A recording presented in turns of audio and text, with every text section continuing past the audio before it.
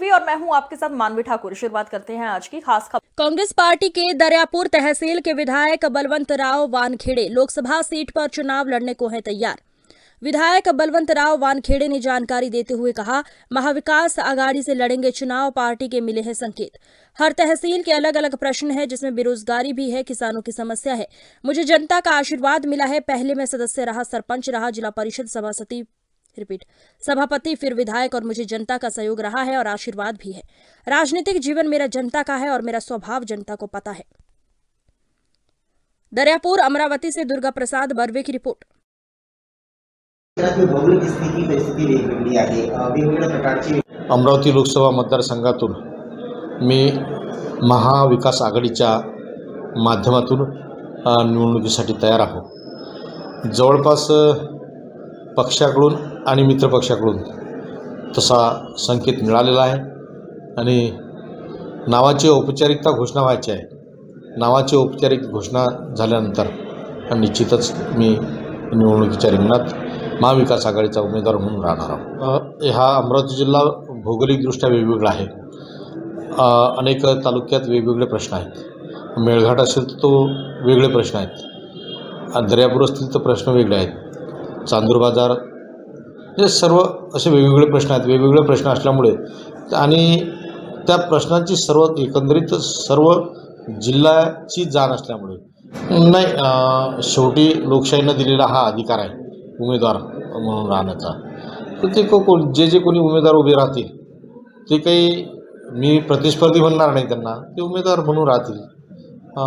घोळा मैदान समोर राहते, तो त्यांच्या पक्षांतर्गतचा विषय आहे। ते कोणाला उमेदवारी देतील ते शेवटी उमेदवार तर देणारच आहेत, ते कोणता देतील हे त्या पक्षांना ठरवायचा विषय आहे। मला नाही वाटत सुजाता आंबेडकरजी इथं उभे राहतील म्हणून, शक्यता नाकारता येत नाही, पण राहणार नाहीत। कारण आपण सांगितलं की अमरावती क्षेत्रातील भौगोलिक स्थिती परिस्थिती वेगवेगळी आहे, वेगवेगळ्या प्रकारची वेगवेगळी परिस्थिती आहे। जर आपण लोकसभा रिंगणात उतरलात आणि प्रचार करण्याचा आला तर कशा प्रकारे कोणकोणत्या मुद्द्यांवर आपण हा प्रचार करणार आहात, कोणकोणत्या मुद्दे लक्षात घेऊन आपण समजूया? आता बेरोजगारी आहे, शेतकऱ्यांचे प्रश्न आहेत। शेवटी काही लोकसभा म्हणजे रस्ते नाल्यासाठीच नसते, वेगळे मुद्दे त्यामध्ये असतात आणि ती लोकसभेची निवडणूक ही देशपातळीवरच्या प्रश्नावर लढवल्या जात असते। तरी पण स्थानिक जिल्ह्याचा प्रतिनिधी म्हणून किंवा स्थानिक लोकसभेचा प्रतिनिधी म्हणून त्या लोकसभेच्या क्षेत्रातील प्रश्न ते घेणं हाती अतिशय गरजेचं असतात आणि त्या संपूर्ण प्रश्नाचे जाणीव असल्यामुळे ते प्रश्न मी सातत्याने घेण्याचा प्रयत्न करेन।